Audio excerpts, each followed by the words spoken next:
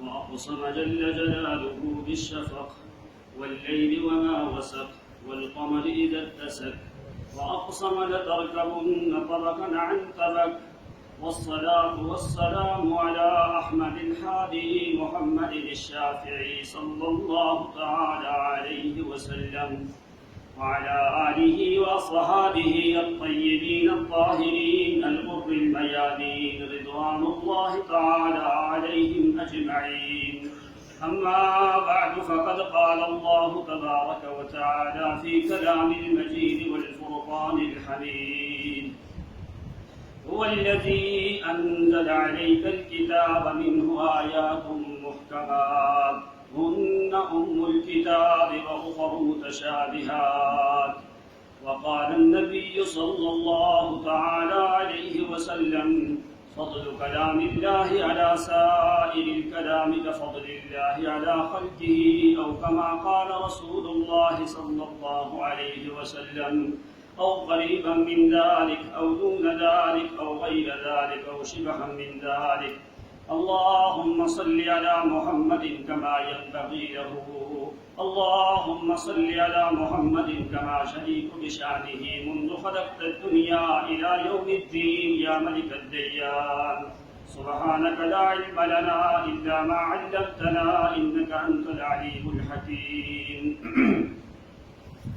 عزت مآب، واجب الاحترام، مکرم معزز سامعین، حاضرین محفل، آپ کی خدمت میں کلام اللہ میں سے آیات مبارکہ تلاوت کی ہے۔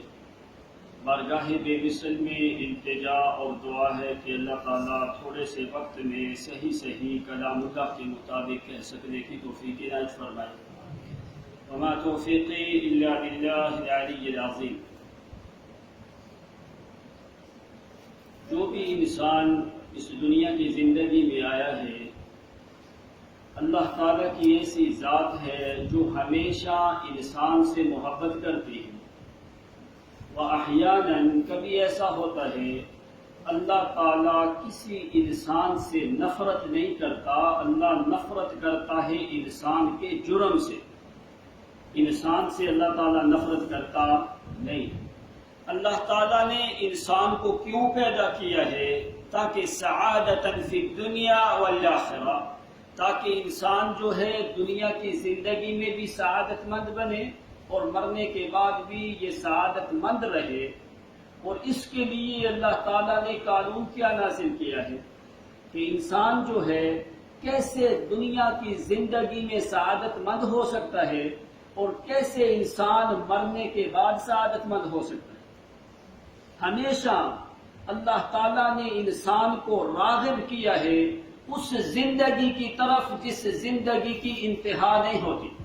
دنیا کی زندگی 70 برس 100 برس کے بعد خلاص ختم ہو جاتی، لیکن اللہ تعالیٰ چاہتا ہے کہ دنیا کی زندگی میں اگر انسان 70 برس گزارے تو وہ سعادت کی زندگی، اگر وہ مرے موت کے بعد اس کی جو برزخ والی زندگی ہے وہ بھی سعادت کی۔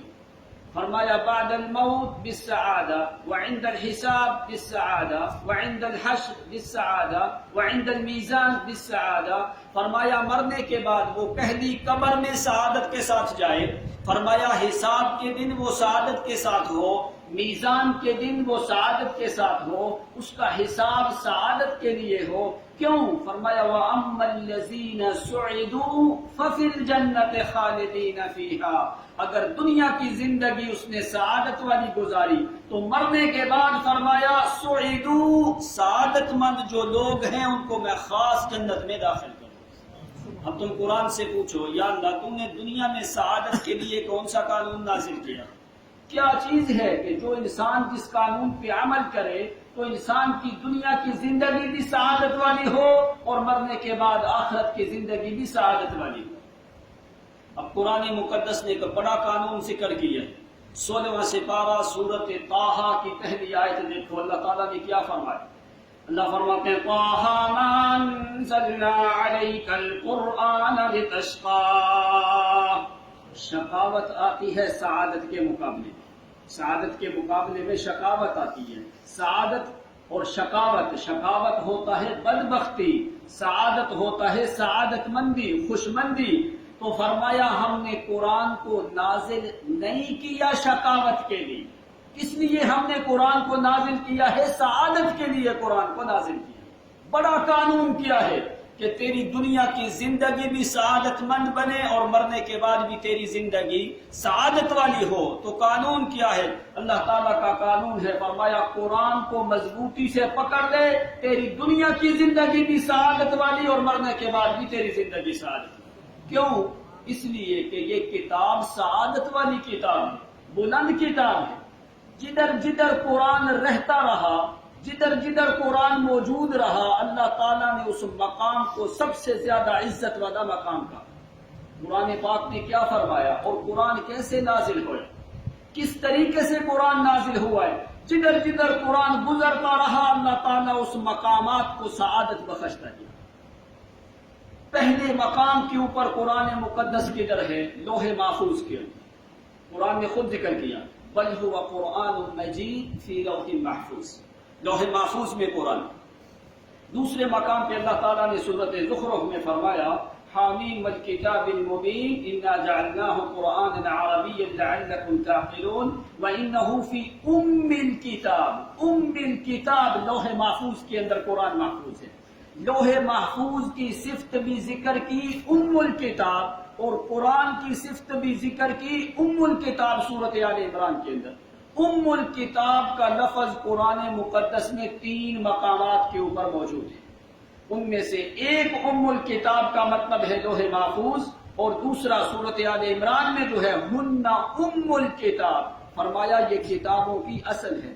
کا مطلب کیا ہوتا ہے؟ کہا جاتا ہے ماں کو نا، تو ماں تمام بچوں کی اصل ہوتی ہے، ماں کا مقام بلند ہوتا ہے نا، تمام بچوں کی اصل جو ہے وہ ماں ہوتی ہے۔ فرمایا ساری دنیا کی کتابوں کی اصل کتاب ہے تو قرآن مقدس ہے۔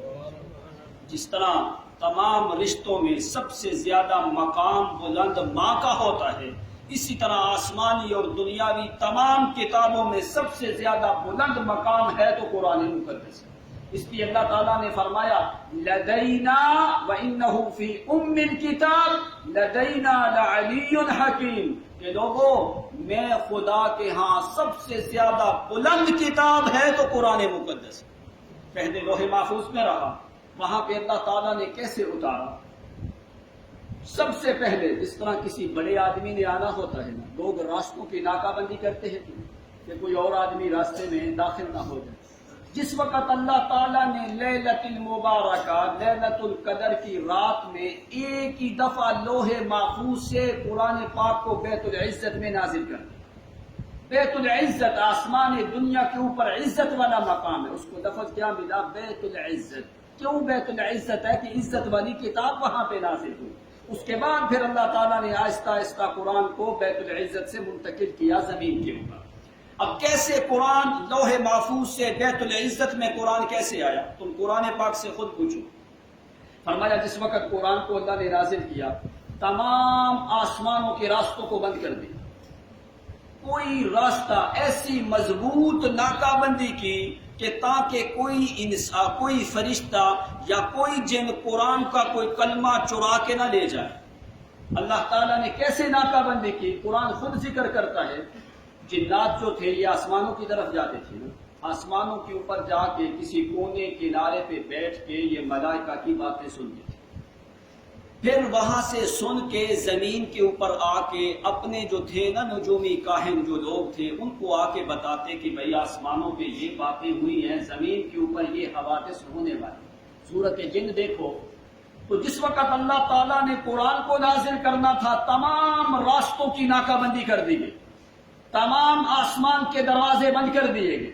قرآن خود ذکر کرتا ہے، جنات کہتے ہیں وَأَنَّا كُنَّا نَقْعُدُ مِنْهَا مَقَاعِدَ لِلسَّمْعِ فَمَن يَسْتَمِعِ الْآنَ يَجِدْ لَهُ شِهَابًا رَّصَدًا۔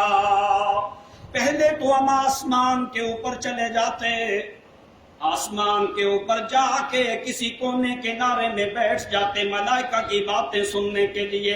ابھی کیا ہوا ہے؟ فرمایا آسمان کو بند کر دیا. حرسن شدیدن وشہبن، سخت پہرا لگایا گیا ہے. حرسن، حارس کہتے ہیں پہرے دار کو.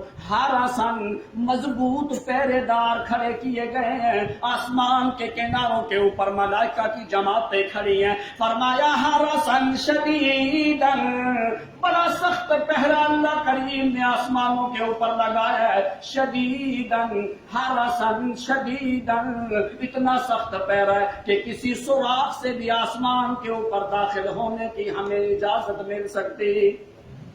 پہلے تو ہم آسمانوں کے اوپر بیٹھ جاتے تھے، لیکن ابھی کیا ہوا ہے؟ حرسن شدیدن وشہبن، جس وقت آسمان کی طرف ہم منہ کرتے ہیں، شوہبن، اوپر سے ایک ستارہ ٹوٹ کے آتا ہے، آگ کا شعلہ آتا ہے. شوہبن وَأَنَّا كُنَّا لَا نَدْرِي أَشَرٌ أُرِيدَ بِمَنْ فِي الْأَرْضِ أَمْ أَرَادَ بِهِمْ رَبُّهُمْ رَشَدًا. ہمیں پتہ کوئی نہیں زمین کے اوپر کون سا معاملہ ہونے والا ہے. ہمارا آسمانوں کے اوپر جانا بند کر دیا گیا. آسمان کے سارے دروازے بند کر کے اس کے کناروں کے اوپر ملائکہ کا مضبوط پہرا لگا دیا گیا ہے. پتہ کوئی نہیں ہونے والا کیا ہے. اللہ فرماتے ہیں کیا ہونے والا تھا؟ لوح محفوظ سے ہم قرآن کو نازل کرنے والے تھے. جبریل امین کو کھڑا کیا ہے. فرمایا یسلک من بین یدیہ ومن خلفہ رصدا. جبریل کو قرآن جبریل کے جس وقت حوالے کیا ہے. جبریل کیسا فرشتہ ہے؟ فرمایا مطاع ثم امین. وہ بڑا تابعدار فرشتہ ہے، بڑی قوت اور طاقت والا فرشتہ ہے. نبی علیہ السلام نے فرمایا کہ میں نے زندگی میں جبریل کو 2 دفعہ اصلی حالت میں دیکھا. 600 جناح، 600 جبریل کا پر ہے. ایک پر فرمایا ما بین المشرق الی المغرب، اس کا ایک پر مشرق سے لے کے مغرب تک. تو وہ جبریل لیلۃ القدر کی رات میں صرف اپنے پروں کو کھولتا ہے. جبریل جو ہے لیلۃ القدر کی رات میں اپنے پروں کو کھولتا ہے. امام منذری نے روایت ذکر کی ہے. فرمایا فَيَتَجَاوَزَانِ إِلَى الْمَشْرِقِ إِلَى الْمَغْرِبِ. جبریل کے پر جو ہیں بیت اللہ کے اوپر آ کے پہلے جھنڈا لگاتا ہے لیلۃ القدر کی رات کے دن. اس کے بعد فرمایا تمام فرشتوں کو جبریل حکم دیتا ہے، اپنے پر کھولتا ہے اس دن جبریل. فَيَتَجَاوَزَانِ إِلَى الْمَشْرِقِ إِلَى الْمَغْرِبِ. فرمایا اس کے 2 پر جو ہے مشرق سے مغرب تک تجاوز کر جاتے ہیں. اتنا بڑا حجم والا فرشتہ ہے، بڑا طاقت والا فرشتہ. قوم لوط کی 7 بستیاں تھی، 7 لاکھ کی آبادی تھی. جبریل ایک نوک کے اوپر 7 لاکھ کی آبادی کو آسمان کے کناروں تک اٹھا کے لے گئے. جعلنا عالیہا سافلہا، اوپر جا کے اس نے نیچے گرا. فرمایا حدیث میں آتا ہے نباح الکلاب، ملائکہ نے کتوں کے بھونکنے کی آوازیں آسمان کے کناروں پہ سنی. تو جبریل ایک نوک کے اوپر 7 بستیوں کو اٹھا کے لے گئے. اتنی بڑی طاقت والا یہ فرشتہ ہے جبریل امین. تو جبریل کے حوالے اللہ نے قرآن کیا. قرآن کر کے صرف اکیلا جبریل نہیں، فرمایا کیا کیا؟ یسلک من بین یدیہ ومن خلفہ رصدا. اس کے آگے بھی 70,000 فرشتوں کی جماعت ہے، پیچھے بھی 70,000 فرشتوں کی جماعت ہے، دائیں بھی 70,000 فرشتوں کی جماعت ہے، بائیں بھی 70,000 فرشتوں کی جماعت ہے. رصدن، رکاوٹ بنا کے، اوٹ بنا کے، پہرا لگا کے، سخت محاصرے کے اندر. کیوں؟ اس لیے کہ قرآن سب سے زیادہ عزت والی کتاب ہے. لوگ جس طرح بادشاہوں کا استقبال کرتے ہیں، فرمایا میرا پیغمبر تیرا استقبال کرنے کے لیے قرآن آ رہا ہے. کیوں ہم نے یہ سارا کچھ کیا؟ تاکہ کوئی جن یا شیطان یا فرشتہ رسالت تک پہنچنے سے پہلے قرآن کا کوئی کلمہ چرا نہ سکے. فرمایا من بین خلفہ، اس کے آگے فرمایا کوئی شک اور شبہ نہیں آ سکتا۔ جس وقت جبریل 70,000 فرشتے دائیں بائیں آگے پیچھے، جبریل امین قرآن مقدس کو لا کے بیت العزت میں رکھا ہے۔ فرمایا اللہ تو نے یہ اتنا سخت پہرا کیوں کیا ہے؟ حالانکہ اللہ تعالیٰ چاہتا تو ویسے بھی نازل کر سکتا تھا، لیکن اللہ فرماتے ہیں یعلم ان قد ابلغوا رسالات ربہ، تاکہ ہم بتا دے رسولوں کو محفوظ طریقے سے قرآن منقول ہو کہ میرا محمد تیرے تک ہم نے پہنچا دیا۔ فرمایا پیغمبر سے پہلے قرآن کی کسی اور نے تلاوت کی لِيَعْلَمَ أَنْ قَدْ أَبْلَغُوا رِسَالَاتِ رَبِّهِمْ وَأَحَاطَ بِمَا لَدَيْهِمْ وَأَحْصَىٰ كُلَّ شَيْءٍ عَدَدًا۔ فرمایا یہ الکتاب ہے، اس طریقے سے اللہ تعالیٰ نے لوح محفوظ سے بیت العزت میں قرآن کو منتقل کیا۔ آگے فرمایا رویدن رویدن، آہستہ وَرَتَّلْنَاهُ تَرْتِیلًا، فرمایا آہستہ آہستہ ہم نے قرآن میرے پیغمبر آپ تک پہنچایا، لِنُثَبِّتَ بِهِ فُؤَادَكَ، تاکہ آپ کے دل کو ہم جو ہے وہ مضبوط کر دیں۔ تو جس وقت فرمایا یہ الکتاب ہے، اب دنیا اور آخرت میں سعادت تمہیں کیسے مل سکتی ہے بغیر کلام اللہ کے؟ تمہیں کبھی بھی سعادت مل سکتی؟ اب پوچھو حضرت حارث الاعور وہ روایت ذکر کرتے، فرمایا اللہ کے نبی آخر زمانے میں بہت زیادہ فتنے ہوں، کہ ابھی جو زمانہ ہے یہ فتنوں کا زمانہ ہے، اس زمانے کے اندر جو بندہ فتنوں سے محفوظ رہے وہ ایک ولی اللہ کے درجے تک پہنچتا ہے۔ اب فتنوں سے تم کیسے محفوظ ہو سکتے؟ فتنوں سے بچو گے تو تمہاری دنیا کی زندگی بھی سعادت والی اور آخرت کی زندگی بھی سعادت والی۔ اب کتنے فتنے ہیں دنیا کے اندر؟ 200 سے زیادہ تو احادیث میں موجود ہیں۔ فرمایا جو عام فتنے آئے جن کو لوگ ایسے نظر انداز کر رہے ہیں، ان میں سے کیا ہے؟ زکوٰۃ کا مال لوگ دینے کے لیے اس کو اپنے اوپر بوجھ سمجھیں گے، حاضی من علامات الساعہ، فرمایا یہ آخر زمانے کے اندر زکوٰۃ دینے کے لیے والزکوٰۃ مغنما، فرمایا اس کو ایسے سمجھیں گے جیسے کہ غنیمت کا مال ہوتا ہے، یا اس کو ایسے دیں گے جیسے لوگ قرض سمجھ کے کسی کو دیتے ہیں۔ فرمایا یہ فتنے کو ابتدا ہوئے گی، اس وقت ابتدا ہو جائے گی فتنوں کی، تو پھر تم کیسے بچ سکتے ہو؟ ایک صرف روایت سن لے جس میں نبی علیہ السلام نے 37 فتنوں کا ذکر کیا۔ آپ نے فرمایا کیا ہو؟ ظہرت الاسواق فی المساجد، لوگ مساجد کے اندر دنیا کی باتیں اونچی آواز سے کریں گے۔ ظہرت الاسواق فی المساجد، مساجد کے اندر لوگ دنیا کی باتیں اونچی آواز سے کریں گے۔ والمساجد مرور، لوگ مساجد کو راستہ بنائیں گے۔ تیسری چیز آپ نے فرمایا شربت الخمور، اور لوگوں شراب کے نام بدل کے خمور جمع خمر کی، اس کا نام کبھی کوہل رکھا جائے گا، کبھی آب رکھا جائے گا، کبھی کچھ رکھا جائے گا، اس میں تعویلیں کر کے شربت الخمور، خمر نہیں کہا خمور، طرح طرح کے لوگ شراب پیئیں گے۔ وَيَلْبَسُ الْحَرِيرَ، لوگ ریشم کا لباس پہنیں گے۔ بظہر فرمایا وَشُرِبَتِ الْخَمُورُ وَيَلْبَسُ الذَّهَبَ، لوگ سونے کی انگوٹھیاں پہننے کے اوپر فخر کریں گے، سونا مرد جو ہے وہ پہنیں گے، اور ریشم کا لباس لوگ جو ہے وہ پہنیں گے۔ وَيُكْثَرُ الزِّنَا، کثرت سے لوگوں کے اندر بے حیائی اور زنا آئے گا۔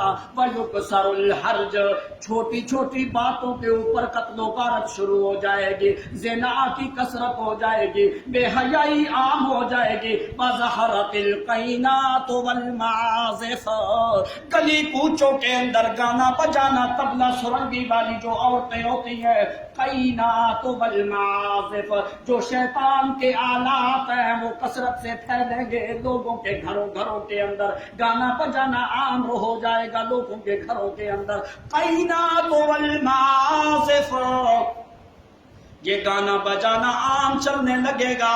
ادنا صدیقہ، لوگ اپنے دوستوں کو قریب کریں گے۔ اقصا اباہو، اپنے باپ کو دور کریں گے۔ ادنا صدیقہ اقصی اباہ، اپنے دوست کو قریب کریں گے، اپنے باپ کو دور کریں گے، وحق امہ، ماں کی نافرمانی کریں گے لوگ جو ہے، حق امہ، ماں کی نافرمانی کثرت سے لوگ کریں گے، والرجال یتشبہون بالنساء والنساء یتشبہن بالرجال، مرد جو ہیں وہ عورتوں کی مشابہت اختیار کریں گے، عورتیں جو ہیں وہ مردوں کی مشابہت اختیار کریں گے، حجاب کا نام بھی ختم ہو جائے گا، بے حیائی لوگوں کے گھروں میں کثرت سے آئے گی، من الفیافی، وہ جو آلات ہیں بے حیائی والے وہ کدھر سے آئیں گے، من الفیافی، اوپر سے آئیں گے، کدھر سے آئیں گے؟ سمجھ آئی حدیث کی؟ اوپر سے کیسے آتے؟ یہ جو تمہارے موبائل میں نیٹ آتا ہے یہ سیارات کے ذریعے سے آتا ہے، سیاروں کے ذریعے آتا ہے، شعاعوں کے ذریعے آتا ہے۔ نبی علیہ السلام نے آج سے 1400 سال پہلے اس چیز کے بارے میں بتایا۔ اب دیکھو بچہ اس کے ہاتھ میں موبائل ہے کہ جو اوپر سے سگنل کیچ کرتا ہے، اب کیا ہے؟ من الفیافی، آپ نے فرمایا اوپر سے تمہارے اوپر بے حیائی آئے گی، یہ ڈش جو ہے، یہ اینٹینے جو ہے، یہ نیٹ کے سگنل جو ہیں، یہ سارے بے حیائی کے آلات اوپر سے آ رہے ہیں کہ نہیں آ رہے؟ یہ نبی علیہ السلام نے آج سے 1400 سال پہلے تمہیں بتایا۔ رعاشا یتطاولون فی البنیان، گھٹیا قسم کے لوگ، بکریوں کے چرواہے جو لوگ ہوں گے وہ لمبی لمبی عمارتیں بنائیں گے مقابلہ بازی کے اندر، فرمایا دولت کے اوپر فخر کریں گے، بڑی بڑی بلڈنگیں تیار کریں گے، کوٹھیاں تیار کریں گے، رعاشا یتطاولون فی البنیان، اپنی عمارتوں کے اندر طول پکڑ جائیں گے، رعاشا، بکریوں کے چرواہے جو لوگ ہیں، فرمایا وہ بڑی بڑی عمارتیں بنائیں گے، کٹیا قسم کے لوگ جو ہیں مال و دولت کے اوپر ناز کرنے لگیں گے، اللہ کی کتاب سے دور ہو جائیں گے، مساجد کے اندر رونق ختم ہو جائے گی، تمہاری نمازوں کے اندر خشوع و خضوع ختم ہو جائے گی۔ علی بن ابی طالب فرماتے ہیں، حارث الاعور اس روایت کو ذکر کرتے ہیں، میں نے علی سے پوچھا علی یہ کیسا معاملہ ہے؟ حضرت علی فرماتے ہیں میں نے نبی علیہ السلام سے پوچھا، اللہ کے پیغمبر انہا ستکون فتنۃ، نبی علیہ السلام نے فرمایا فتنوں کا زمانہ ہوگا۔ حضرت علی فرماتے ہیں میں نے پوچھا اللہ کے پیغمبر مل مخرج منہا یا رسول اللہ صلی اللہ علیہ وسلم، اللہ کے پیغمبر اگر انسان فتنوں میں مبتلا ہو جاتا ہے تو اس کی زندگی سعادت والی ہوتی، تو فتنوں سے بچے گا تو اس کی دنیا بھی سعادت والی، آخرت بھی سعادت والی۔ تو اللہ کے پیغمبر کوئی قانون بتائیں، مل مخرج منہا، اللہ کے پیغمبر کون سی چیز ہے سو فتنوں سے نکلنے کے لیے؟ تو نبی علیہ السلام نے کیا جواب دیا؟ آپ نے فرمایا قال کتاب اللہ،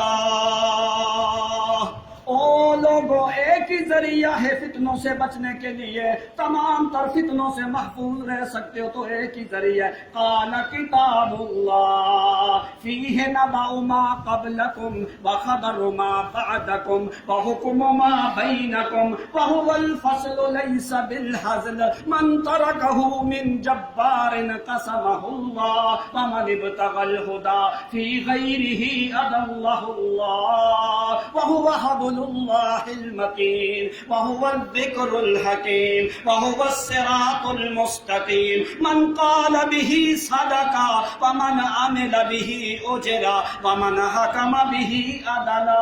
او لوگو یہ اللہ کی کتاب ہے، یہ تمہیں فتنوں سے محفوظ رکھ سکتی ہے، دنیا کے تمام تر فتنوں سے بچنے کے لیے راستہ ایک ہی ہے، قال کتاب اللہ، اللہ کی کتاب ہے جس کے ذریعے تم فتنوں سے بچ سکتے۔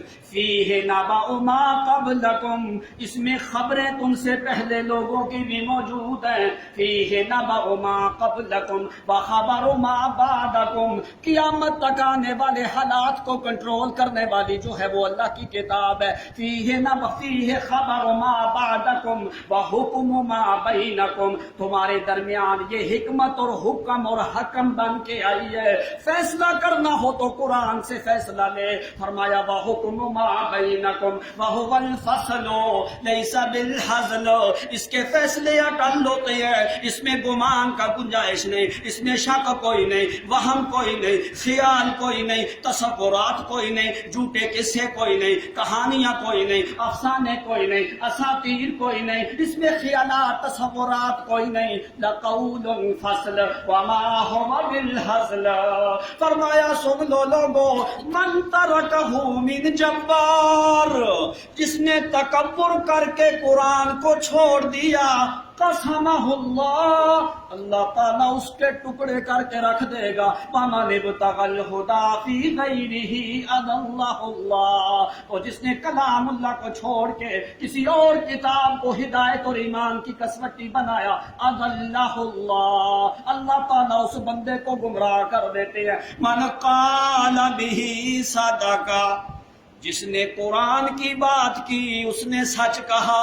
وَمَنْ عَمِلَ بِهِ أُجِرَ، جس نے اس پہ عمل کیا اس نے اجر پایا. وَمَنْ حَكَمَ بِهِ، جس نے کتاب اللہ کے ذریعے فیصلہ کیا اس نے عدل کا فیصلہ کیا. الکتاب، فرمایا یہ ساری کتابوں کی اصل کتاب ہے. تو جب اصل موجود ہو تو پھر فرع کی ضرورت ہوتی نہیں ہے. تو فرمایا اصل کو چھوڑنے کی اجازت اللہ تعالیٰ دنیا میں بھی سعادت دیتا ہے کتاب اللہ کے ذریعے، مرنے کے بعد بھی سعادت دیتا ہے کتاب اللہ کے ذریعے. اگر تعلق قرآن سے ہو، فرمایا پھر اس کو دونوں زندگیوں کی فکر ہوتی ہے. دنیا کی زندگی میں بھی وہ ہر وہ عمل کرتا ہے جس میں اللہ کی رضا ہو، اور گناہ سے ہمیشہ بچتا ہے اللہ تعالیٰ کے خوف کی وجہ سے. شام کا علاقہ، حمص کا شہر، وہاں پہ حضرت عمر کے زمانے میں آپ نے وہاں پہ ابن عامر کو گورنر مقرر کیا. حمص شام کا ایک شہر ہے، وہاں پہ گورنر مقرر کیا ابن عامر رضی اللہ تعالی عنہ صحابی رسول. دیکھ جن لوگوں کا قرآن پہ ایمان ہوتا ہے ان کی دنیا بھی سعادت والی ہوتی ہے اور آخرت بھی. وہ دنیا کی زندگی میں ہر فعل کرتا ہے تو اللہ تعالیٰ کی رضا کے لیے. حمص سے لوگ جو ہیں حضرت عمر کے پاس آئے، آ کے کہنے لگے یا امیر المؤمنین لا نعجبہ امیرنا ولا نرضى علیہ. اے امیر المؤمنین عمر، جو حمص کے شہر میں تو نے جو گورنر مقرر کیا ہے، ہم اس گورنر کے اوپر راضی کوئی نہیں، اس امیر کے اوپر راضی کوئی نہیں. اس امیر جو حمص کے علاقے کا بنایا ہے، امیر جو بنایا ہے مومنین کا، گورنر جو ہے اس کے اوپر ہم راضی. حضرت عمر نے فرمایا ویلکم، کیسے تم میرے امیر کے اوپر راضی کوئی نہیں؟ معمولی امیر نہیں، وہ کون بندہ ہے؟ ہو صحابی رسول اللہ صلی اللہ علیہ وسلم. وہ کوئی معمولی آدمی نہیں، وہ تو وہ بندہ ہے جس کو محمد کریم کی صحبت کا شرف ہے. میں نے محمد کریم کے صحابی کو امیر بنایا ہے، تم کیسے کہتے ہو کہ میں نے ہم جو ہیں تمہارے امیر کے اوپر راضی نہیں؟ آپ کچھ پڑھ رہے ہیں؟ اس وقت قرآن پڑھا جا رہا، قرئ القرآن فاستمعوا، استمع یستمع. استماع کا مطلب ہوتا ہے کان کو بھی حاضر کرے، دماغ کو بھی حاضر کرے، دل کو بھی حاضر کر کے قرآن کو سننا جو ہوتا ہے وہ ضروری ہوتا ہے. تو فرمایا کیوں تم راضی نہیں؟ انہوں نے کہا ہمیں 3 شکایتیں ہیں امیر المومنین تمہارے گورنر کے اوپر. حضرت عمر پریشان ہوئے. ابن عامر بڑا عظیم جلیل القدر صحابی ہے، یہ لوگ صحابی کے اوپر اعتراض کر رہے ہیں. آپ نے فرمایا کیا شکایتیں ہیں؟ کہنے لگے ثلاثت خصال فیہ لم نعجبہ، اس میں 3 ایسی عادتیں ہیں جو ہمیں پسند کوئی نہیں. ہمیں پسند. فرمایا کیا؟ کہتے ہیں پہلا معاملہ یہ ہے فجر کی نماز جس وقت ختم ہوتی ہے، بعد صلاۃ الفجر یذهب الی بیتہ، وَلَمْ يَخْرُجْ مِنْ بَيْتِهِ حَتَّى طَلَعَ الشَّمْسُ۔ اے امیر المومنین، پہلی شکایت جو ہماری ابن عامر کے اوپر ہے کہ وہ گورنر ہاؤس کے اندر صبح کے ٹائم پہ لیٹ پہنچتے ہیں، فجر کی نماز پڑھ کے گھر چلے جاتے ہیں، اس کے بعد وَلَمْ يَخْرُجْ مِنْ بَيْتِهِ حَتَّى طَلَعَ الشَّمْسُ، اس وقت آتے ہیں جس وقت سورج طلوع ہو جاتا ہے، یعنی صبح اپنے ڈیوٹی کے ٹائم کے اوپر وہ لیٹ آتے ہیں، فجر کی نماز پڑھ کے گھر چلے جاتے ہیں، اس کے بعد جس وقت سورج نکل آتا ہے پھر وہ اب جو ہے اپنے دفتر میں آتے ہیں، مکتب میں آتے ہیں، گورنر ہاؤس میں آتے ہیں۔ فرمایا اچھا دوسری شکایت کیا ہے؟ اذا طرق الباب في الليل ولم يفتح له الباب، دوسری شکایت ہمیں یہ ہے عشاء کی نماز کے بعد اگر ہمیں کوئی ضرورت یا حاجت ہوتی ہے تو طرق الباب، جو بندہ بھی دروازہ کھٹکاتا ہے، ابن عامر کبھی رات کے ٹائم پہ دروازہ کھولتا۔ پہلی شکایت کیا ہے؟ فجر کے بعد گھر چلے جاتے ہیں، سورج نکل آتا ہے، ڈیوٹی پہ لیٹ آتے ہیں۔ دوسری شکایت کیا ہے کہ اگر رات کے ٹائم پہ کوئی مسئلہ بن جائے، ہم ساری رات دروازہ کھٹکاتا رہیں تو ابن عامر کبھی رات کے ٹائم پہ دروازہ کھولتے نہیں۔ فرمایا اچھا تیسری شکایت کیا ہے؟ فی کل شہر لم یاتی یغیب یوما، ہر مہینے کے اندر ایک دن غائب رہتے ہیں۔ تیسری شکایت کیا ہے؟ یغیب یوما فی کل شہر، تمہیں ہفتے میں 2 چھٹیاں ہوتی ہیں، تو جو عمر ابن خطاب کا گورنر ہے وہ مہینے میں بھی ایک چھٹی کرتا نہیں جی۔ اگر چھٹی ہوتی ہفتے میں، مہینے میں ایک دن، تو کبھی یہ لوگ یہ شکایت کرتے امیر المومنین عمر کے سامنے؟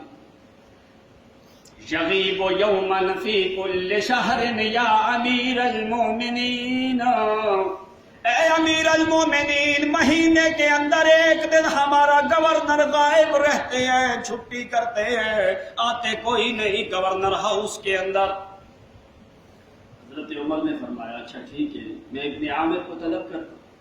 بلایا جاتا ہے ابن عامر کو، اس قافلے والوں کو وہاں پہ روکا ہے، فرمایا اس وقت تک جا نہیں سکتے جس وقت تک عمر کا امیر یہاں پہ پہنچ نہیں جاتا، تاکہ تمہارے منہ کے اوپر باتیں ہو جائیں، معاملہ کھل کے واضح ہو جائے۔ مجھے تو امید بھی نہیں ہے کہ ابن عامر اس طرح کا معاملہ کرے، کیوں؟ ہوا صاحب النبی، اس لیے کہ وہ تو محمد کریم کے پاس بیٹھنے والا بندہ ہے، تو جو محمد کی صحبت میں بیٹھے وہ تو چھوٹے چھوٹے کاموں کے اندر بھی خیال رکھتا ہے، اس کا ہر کام اللہ کی رضا کے لیے ہوتا ہے، وہ گناہوں سے بچتا ہے تو اللہ کے خوف کی وجہ سے، وہ نیکی کرتا ہے تو اللہ کی رضا کے لیے کرتا ہے۔ کیوں؟ اس کی دنیا کی زندگی بھی سعادت والی ہوتی ہے، مرنے کے بعد آخرت کی زندگی بھی سعادت والی ہوتی ہے۔ تو جو پیغمبر کا صحابی ہوتا ہے وہ تو قرآن کو سمجھتا ہے، تو قرآن ادھر ادھر کسی کو جانے دیتا۔ بلا لیا ابن عامر کو، حضرت ابن عامر بھی پہنچ گئے، قافلے والے بھی موجود ہیں۔ فرمایا یا امیر الحمص ہؤلاء الناس یشتکون علیک یا ابن عامر، او عامر کے لڑکے، یہ حمص کا قافلہ جو آیا ہے یہ تمہارے اوپر کچھ شکایات لے کے آئے ہیں۔ فرمایا کیا شکایت ہے؟ حضرت ابن عامر، حضرت عمر نے فرمایا اعیدوا کلامکم علیہ، وہی کلام کو ذرا دوبارہ لوٹاؤ نا جو میں عمر کے سامنے تم نے شکایتیں لگائی ہیں۔ ابھی تو حمص کا گورنر بھی پہنچ چکا ہے، ابھی بتاؤ کیا شکایتیں؟ انہوں نے بتائی کہ یہی شکایتیں ہیں، فجر کے بعد جو ہے لیٹ آتے ہیں، ہر روز جو ہے عشاء کی نماز کے بعد یہ دروازہ نہیں کھولتے، اور مہینے میں ایک دن چھٹی کرتے۔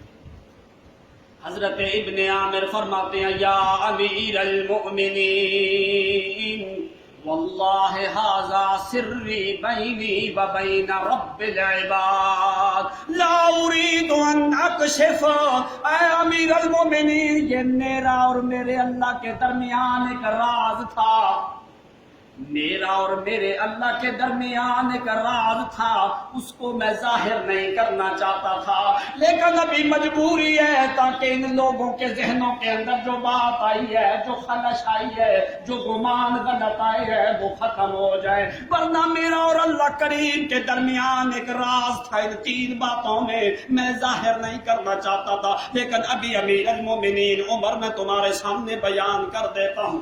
پہلی بات جو یہ لوگ کہتے ہیں کہ لم اخرج من بیتی بعد صلاۃ الفجر حتی طلع الشمس، اے امیر المومنین فجر کی نماز کے بعد میں مسجد میں اپنے گورنر ہاؤس میں لیٹ کیوں آتا ہوں؟ اس کی وجہ کیا ہے امیر المومنین؟ اس کی وجہ یہ ہے کہ ما عندی غلام، میرے پاس کوئی خادم موجود۔ یہ ہے گورنر عمر کا، جس کے گھر میں کوئی خادم ہے۔